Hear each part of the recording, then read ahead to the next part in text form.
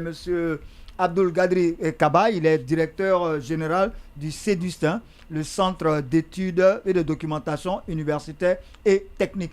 Pour une fois, je retiens les sigles, hein, je suis bien. Monsieur Kaba, bonsoir et bienvenue à vous. Bonsoir. Merci beaucoup d'avoir accepté notre invitation. CEDUST, on entend parler beaucoup du CEDUST, mais on est très peu qui savons ce que le CEDUST fait. Et quel est l'impact du CEDUST sur le système éducatif guinéen, surtout du supérieur. Donc, Monsieur Kaba, la première question, naturellement, c'est qu'est-ce que le CEDUST? Très bien, moi je suis Abdul Gadri Kaba, comme vous l'avez dit, directeur général du CEDUST. Et pour revenir à vous, je commence par vous remercier de m'avoir invité sur ce plateau. Et une très grande émission que je suis tous les jours quand ça se passe, les samedis bien sûr. Voilà, l'émission qu'on appelle TEG. Encore une fois, merci beaucoup de m'avoir invité. Et le CEDUST, comme vous venez de le dire, vous avez dit que vous retenez bien, c'est le Centre d'études et de documentation universitaire, scientifique et technique. Voilà. Scientifique, j'ai oublié. Vous avez universitaire. Tu as moins 500. Mais ce n'est que partie remise. Il n'y a pas de problème. Ce n'est que partie remise. Cette institution a été créée en 1979.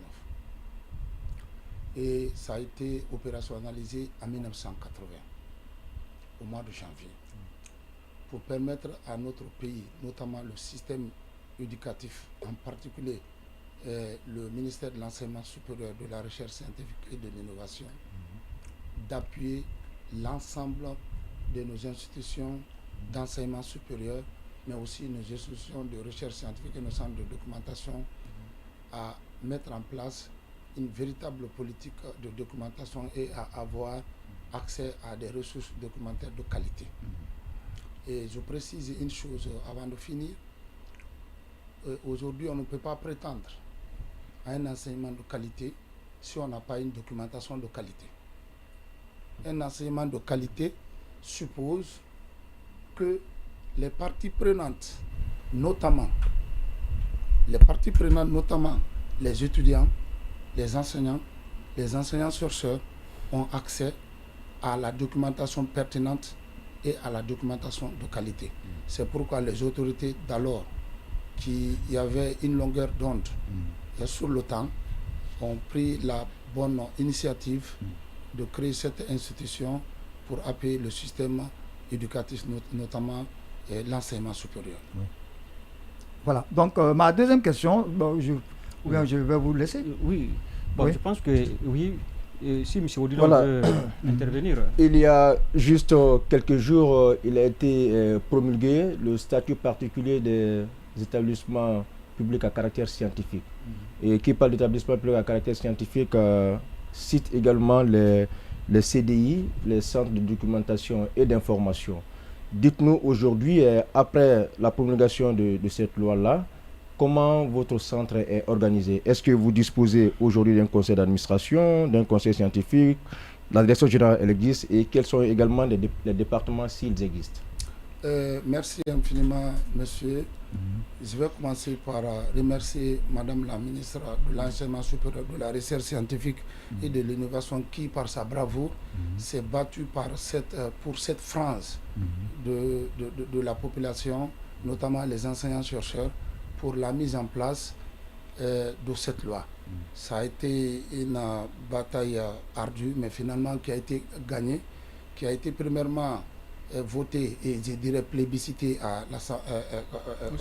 au CNT. Et enfin, le président de la République a pris un acte pour enfoncer le clou. Et dans cette loi, il est question d'un ensemble de dispositions qui crée des conditions favorables à un enseignement de qualité, des conditions favorables à nos enseignants-chercheurs, mais aussi créer une situation qui va améliorer le système éducatif, notamment l'enseignement supérieur. La bataille, comme je l'ai dit, a été ardue, mais finalement gagnée parce que la loi a été signée.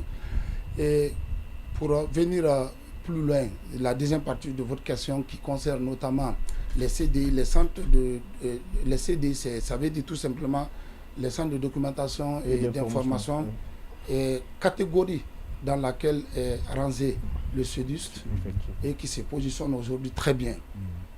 Et nous, ce que nous pouvons tirer comme profit de cette loi, au même titre que les IRS, notamment les institutions de recherche scientifique et les institutions d'enseignement, les IES, c'est la promotion de nos enseignants et la création des conditions qu'il faut pour donner un enseignement de qualité, pour créer un environnement favorable à cet enseignement de qualité. Et premièrement, il faut dire que cette loi nous permet ou nous donne plus d'opportunités à servir mieux le système éducatif, notamment les IS. Et si vous remarquez, ces derniers moments, nous sommes en train de nous déployer dans l'ensemble de nos institutions. Et aujourd'hui, nous sommes présents, quand je prends l'exemple du SEDUS, nous sommes présents dans les 4 régions naturelles, puisque le SEDUS, c'est un centre de documentation qui, en son sein, a des bibliothèques, notamment une bibliothèque physique de près de 20 000 ouvrages physiques, toutes disciplines confondues, mais également une bibliothèque numérique riche de plus de 250 millions d'ouvrages. Donc nous nous sommes dit, quand nous gardons toute cette ressource au sein d'un espace qui est le SEDUS, et ceux qui sont à Zéro-Corée, à Kankan et ailleurs, comment ils peuvent avoir accès à toutes ces ressources. Donc on a mis en place un ensemble de ressources ou un ensemble de programmes et de projets pouvant nous permettre d'aller vers les utilisateurs qui sont distants. Donc il faut créer des accès distants. Nous avons pour cela mis en place un premier projet qui concerne le déploiement de la bibliothèque numérique à l'intérieur de nos institutions d'enseignement supérieur et nos institutions de recherche scientifique et nos centres de documentation. Et nous signons des conventions avec ces institutions et nous déployons la bibliothèque numérique à leur sein, ce qui fait du coup que la bibliothèque numérique qui est au SEDUS aura un duplicata dans cette institution et que les enseignants-chercheurs et les étudiants auront accès à ces millions d'ouvrages sans toutefois venir au SEDUS. Donc nous avons mis accès à distance en fait. Accès à distance. Donc nous avons mis fin à cet espace qui était un handicap à ceux de Zéro-Corée, de Kankan, de Kisudougou d'ailleurs, de venir au SEDUS. L'espace n'est plus un handicap aujourd'hui. La deuxième chose, pour finir rapidement, nous avons mis en place un deuxième package qui concerne notamment un programme qu'on appelle Tous Connectés. Le premier, il faut aller dans un endroit au niveau de votre institution pour avoir la documentation de qualité, un étudiant pour faire ses recherches, un enseignant-chercheur pour faire des articles, etc. Maintenant, le deuxième volet, c'est de créer les conditions pour que l'étudiant ne puisse pas forcément se déplacer pour aller dans une bibliothèque virtuelle, qu'il soit à la maison, qu'il soit à Djouma ou ailleurs, qu'il puisse se connecter à tout moment et avoir accès à ces millions de ressources pour apprendre. Maintenant, avant que tu me poses ta question, je pense que ma question n'a pas été par rapport à la structuration. Mais la question en tant que telle n'a pas été répondue. Je reviens là-dessus. Alors, quelle est l'organisation en termes administratifs du SEDUS aujourd'hui? Est-ce que vous disposez encore d'un conseil d'administration depuis... Oui, je sais que c'est un EPA. Est-ce que vous disposez d'un conseil d'administration? Est-ce que vous disposez d'un conseil scientifique? Est-ce que vous disposez également des départements au sein du SEDUS? La direction générale, elle existe parce que vous êtes le directeur général. J'en venais, mais comme vous avez sauté sur l'occasion, j'étais en train d'aborder cette dernière dimension de ma communication concernant tout ce que vous venez de dire. Effectivement, c'est la raison pour laquelle la loi a été créée. Pour mettre en place un ensemble, comme vous venez de dire, cet ensemble qui permet le bon fonctionnement dans le cadre d'une meilleure gouvernance de nos institutions. C'est la raison pour laquelle la loi a été créée et les arrêtés d'application sont élaborés. On attend juste la signature. Donc, sur cette loi, moi j'étais en train de dire qu'est-ce que cette loi peut nous permettre de faire en tant que CDI. Maintenant, tout ce talmada qui va accompagner la création de la loi, c'est ce que je viens de dire, la mise en place des conseils scientifiques de ceci ou de cela. La loi a été effectivement créée pour combler ce gap par donc, M. Kabassi, je comprends bien. Donc, en fait, les choses ne sont pas encore rentrées en application, en fait. On est au stade de de mise en place en fait. La normalisation. Pas forcément le cas. Dans la plupart de nos institutions, quand vous prenez les IRS ou les IS, il y a des conseils d'administration, des conseils scientifiques. Mais il y a d'autres institutions qui, en tenant compte de la situation, en tenant compte du contexte, n'ont pas eu alors tous ces outils ou tous ces instruments pour les accompagner. Quand on prend le SEDUS a été créé dans le cadre de la coopération franco-guinéenne. Donc il y avait la partie française, il y avait également la partie guinéenne. Et nous sommes dans une évolution.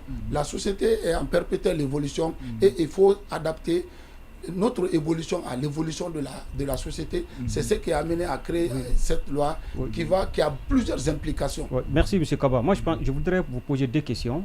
Et quand nous prenons le nom Centre d'études et de documentation universitaire, scientifique et technique, et je vois ici deux concepts importants, centre d'études et centre de documentation. Cela veut dire que votre vocation n'est pas que documenter, ou n'est pas que documentation, vous faites aussi des études. Je voudrais savoir, vous faites au sein de cette institution quelle sorte d'études? Parce que j'entends ici centre de documentation et d'études. Ça, c'est la première question. La deuxième question que je voudrais poser, c'est que je voudrais connaître la différence qui existe entre SEDUS et une bibliothèque, entre SEDUS et un centre de recherche, entre SEDUS et les laboratoires de recherche qu'on souvent installe dans les universités. Ce sont ces deux questions-là que je voudrais poser. Très bien, merci. Je vais commencer par la première question. Comme vous l'avez si bien dit, dans le nom, vous avez deux dimensions. Il y a la dimension étude, mais il y a la dimension aussi documentation. Je viens de parler brièvement de la documentation. Concernant l'étude, l'une des vocations de notre institution est de faire des études sur la situation du milieu éducatif guinéen. Je vais vous donner juste deux exemples. À notre prise de fonction, nous avons estimé que le système LMD qui a été implémenté il y a une décennie a besoin d'être évalué. On a mis une étude qui concerne l'évaluation du système LMD en République de Guinée. Depuis sa création, qu'est-ce que le système LMD a apporté au système éducatif? Quelles sont les améliorations qu'on peut apporter et quels sont les tares qu'il faut corriger? Et c'est de cela qu'il s'agit.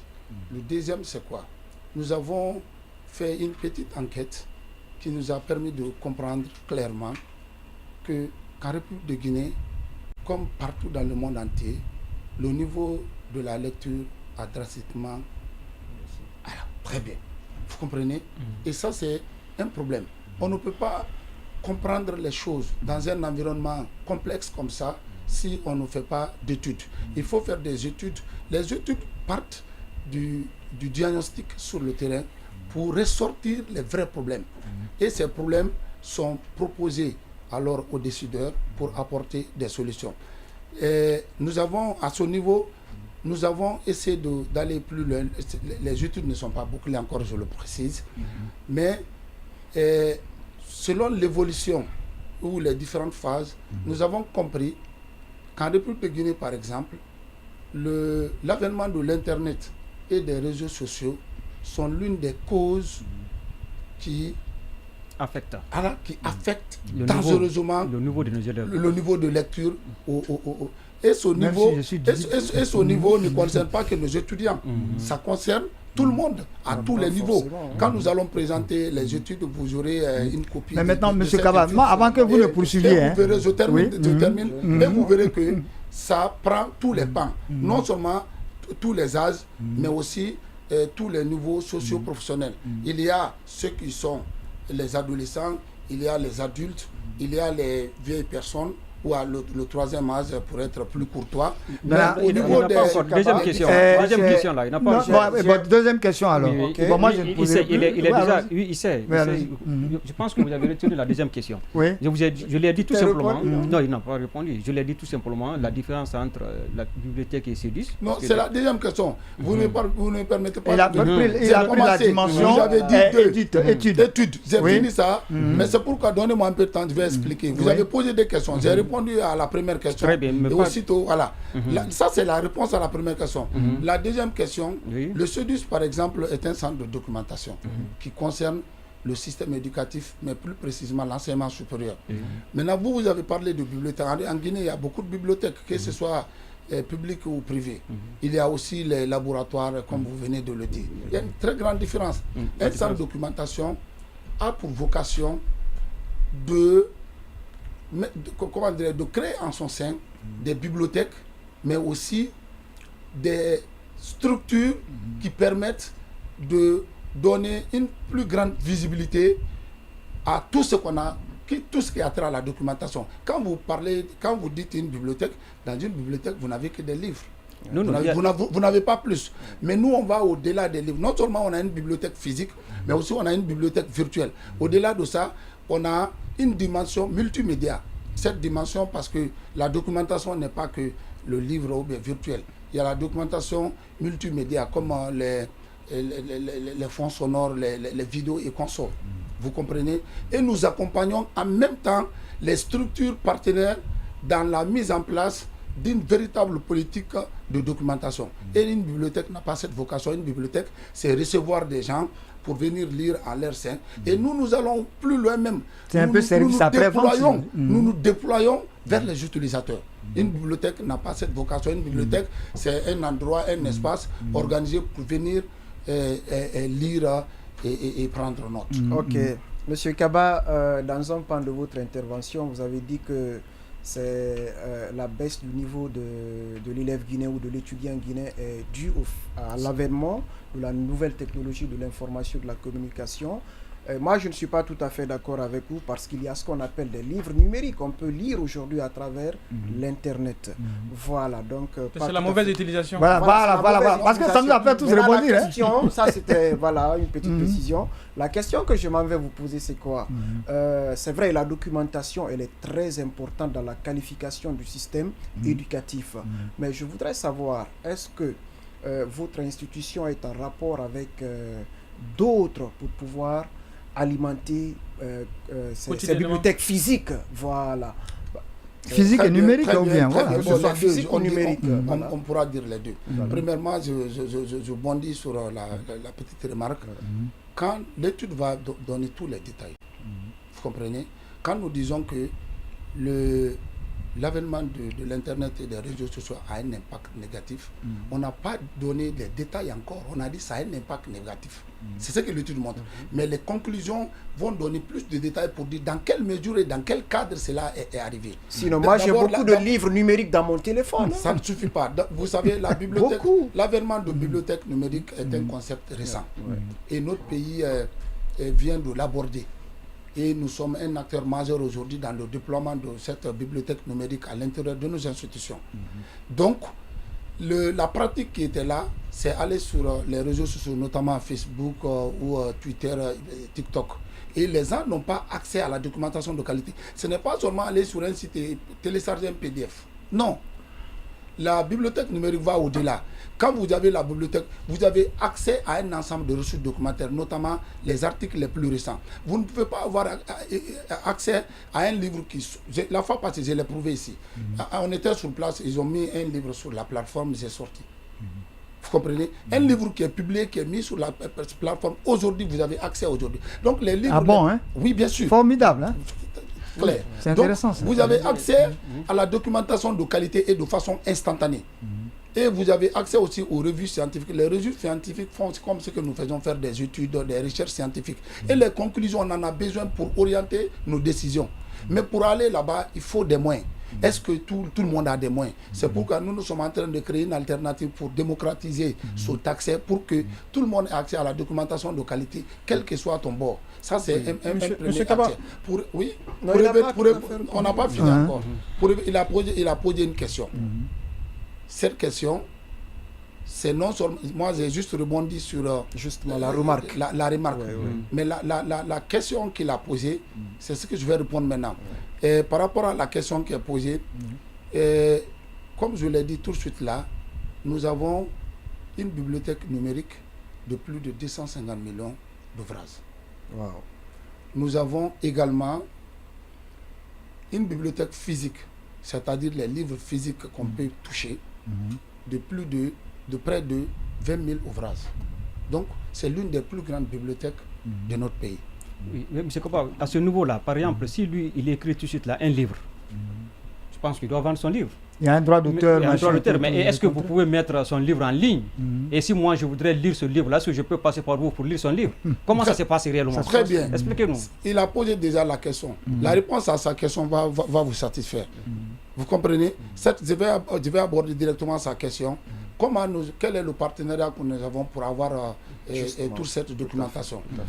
Tout récemment, j'ai été à Paris pour voir les acteurs, les parties prenantes du monde du livre et signer des partenariats avec ces grosses institutions qui sont dans le domaine, les éditeurs et ceux qui offrent des services documentaires. On a signé 4 conventions. 3 ont été signées in situ et il y a une convention qui est en cours de signature. Et à l'intérieur, nous avons signé avec nos partenaires plus de 20 conventions. Les partenaires qu'on va desservir, qui vont même au-delà du ministère de l'Enseignement supérieur, qui ont besoin de ressources documentaires. Pour cela, qu'est-ce que nous avons fait? Pour rendre l'accès plus facile, nous nous sommes fondés sur le mérite de la digitalisation, en créant une application intuitive facile à utiliser qu'on appelle Cedus Pro. Ouvrez juste vos téléphones, que ce soit iPhone ou Android, vous écrivez Cedus Pro. Vous verrez tout de suite là cette application installée là, et vous avez accès à l'ensemble de cette documentation. L'accès est gratuit. J'en viens. C'est une première dimension. Donc, nous avons signé des partenariats pour nous appuyer, pour que nous ayons de la documentation, non seulement de qualité, mais une documentation récente et pertinente, en amont. En aval, nous sommes en partenariat avec les utilisateurs. C'est comme si nous sommes au carrefour. Vous comprenez? Donc, il y a un pacte qui est signé concernant l'utilisation de ces documents. Et le pacte là prend en compte cette question que vous venez de dire, parce qu'il y a les droits d'auteur. Ceux qui utilisent ces grosses plateformes sont en collaboration avec les éditeurs du monde entier. Et un ensemble de choses, un ensemble de dispositions existe pour non seulement encadrer cette diffusion, mais pour protéger aussi les auteurs. Donc cela existe déjà. Et ça ne doit pas être une inquiétude. Et si on peut télécharger un document sur la plateforme, si vous allez, on vous donne l'autorisation, vous allez pouvoir télécharger. Ça veut dire que l'auteur a déjà donné son quitus pour télécharger son document. Mais si l'auteur n'a pas donné, vous verrez exploiter, feuilleter, etc. Donc, il y a des auteurs qui peuvent vous dire, ceux qui ont accès à mon document peuvent le photocopier à 25%. Et vous avez ces différents détails. Mais quand vous rentrez dedans, vous allez voir tout. Vous comprenez? Donc ça, c'est une première dimension. La seconde dimension, c'est que nous, quand nous avons toute cette documentation, nous nous sommes dit qu'il ne faut pas garder ça entre les 4 murs. C'est pourquoi j'ai parlé du projet de déploiement et tous connectés. Il faut aller vers les utilisateurs, puisqu'on a compris que les gens n'ont plus la tendance de lire. Il faut susciter la lecture et amener les gens autour de la table de la lecture. Monsieur Kaba, merci pour cette brève présentation. Moi, je suis très content que vous soyez là. Je vous apprécie et je vous félicite d'ailleurs pour tout votre département. Merci beaucoup. C'est des questions très centrales pour tout développement.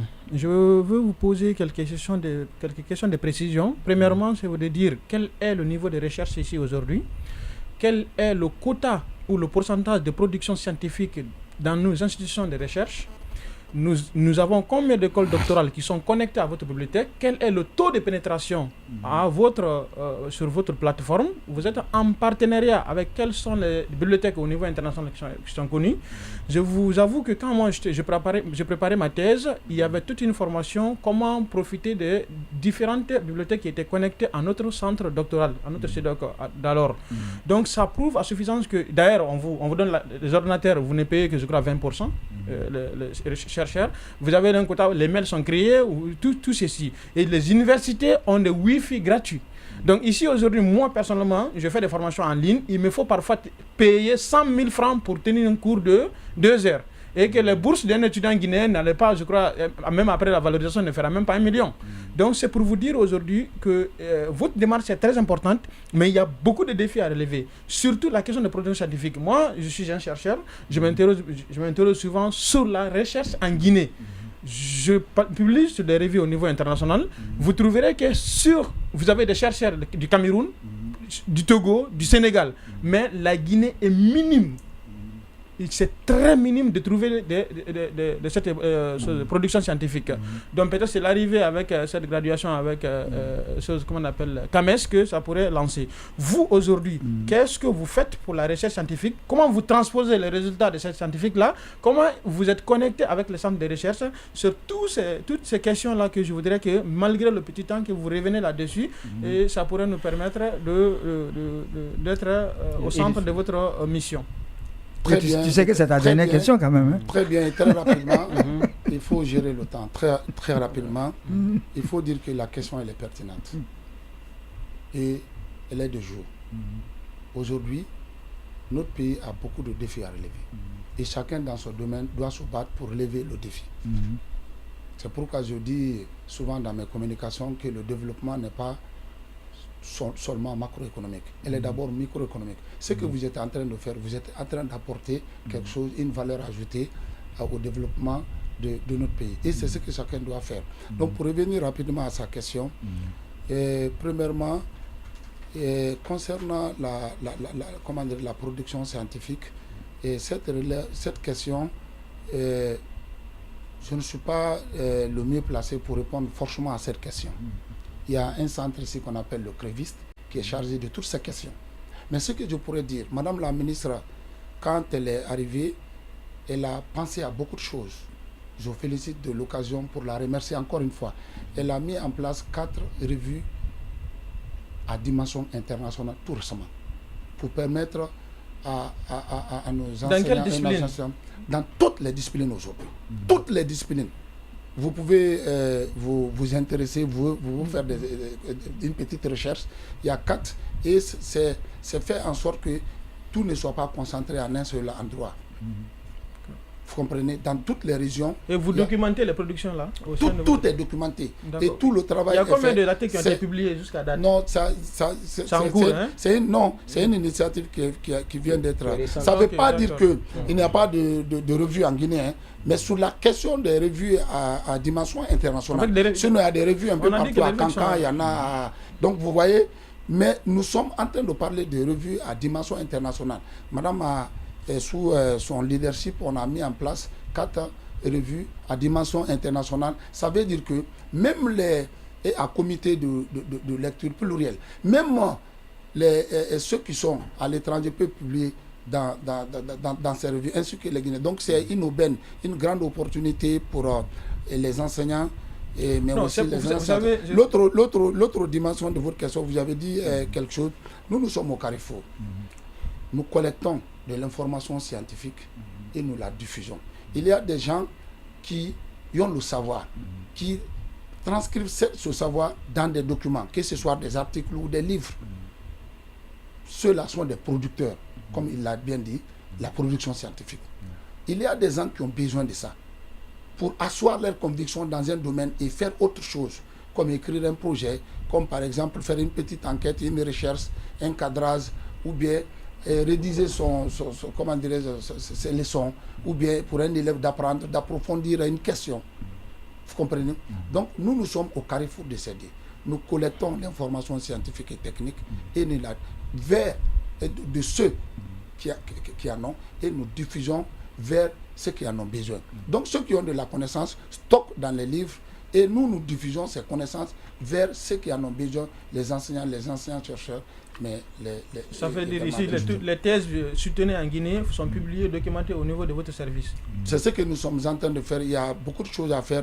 C'est pourquoi je vous ai dit à l'entame qu'on a signé des conventions avec la plupart de nos institutions, mais les signatures continuent. Donc, on a accès aux statistiques? Venez chez nous, vous allez avoir accès à toutes ces statistiques. Nous collectons ces documents, c'est ce qu'on appelle la littérature grise. Quand vous allez chez nous, vous avez toute une dimension liée à la littérature grise. Nous collectons toute cette production pour la collecter afin que ceux qui en ont besoin aient accès. Et nous avons même une autre dimension, comment faire en sorte que cette documentation qu'on a, ou ces informations qu'on est en train de collecter, ne dorment pas chez nous. On a créé alors une plateforme d'échange qui permettra à ceux qui sont à l'intérieur, à Kanka, à Sigiri, de partager ou en synergie dans le partage des différents Je sais que l'entretien est très passionnant. Il va repasser. Monsieur Kaba, le mot de la fin, on met tarot dans la technique. Et le mot de la fin, on a vraiment trop de choses à dire. Et je précise avant de dire le mot de la fin, et on a besoin de beaucoup de temps pour des questions comme ça. On ne peut pas avoir un développement s'il n'y a pas le développement du capital humain. Et on ne peut pas avoir le développement du capital humain si on n'a pas une documentation de qualité. Donc c'est un enchaînement. Donc on aura plus de temps prochainement. Mais le dernier mot, il me reste plus qu'à vous remercier, à vous féliciter pour ce travail. Ceux qui se battent pour l'éducation sont les meilleurs combattants, j'aime le dire. C'est une vérité pour moi. C'est les meilleurs combattants, vous êtes vraiment des combattants. Je profite de l'occasion pour féliciter les nouvelles autorités par rapport à toutes ces belles initiatives qui sont par-ci, par-là aujourd'hui, à travers Madame la ministre qui est en train de se battre à tous les niveaux, à tous les fronts et à tout bout de champ pour améliorer non seulement la qualité de l'enseignement en République de Guinée, mais pour créer de meilleures conditions pour les enseignants et les enseignants. Merci beaucoup, M. Kaba.